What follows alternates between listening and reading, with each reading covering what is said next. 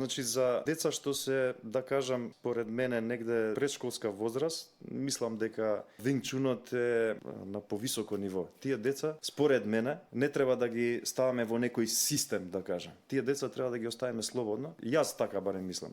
Како ние што сме работеле со топка, фудбал надвор и така натаму. Значи, едноставно детството да си го живеат онака како што треба. Одлично кажано. Според мене. Кога ќе влезат, ајде да кажам, во системов на образование, полека стекнуваат некоја навика на обврска да имаат. Има обврска да стане са бале, да отиде у школа, има обврска да учи и така натаму. Значи полека можеме да го воведуваме во боречкиот систем, во Wing Chunот. Степен. Не некој друг да ни го направи фокусот, меѓутоа Wing Chunot ќе му помогне да го зголеми фокусот и во учењето, затоа што на младиот човек му треба, бидејќи он вапи со една животна енергија, постар човек тоа го нема, меѓутоа младиот човек бидејќи вапи со таква животна енергија, не можеш ти да го ставиш во некој сиден, он да седи сега во клупа и цело време. На него му треба и физичка активност.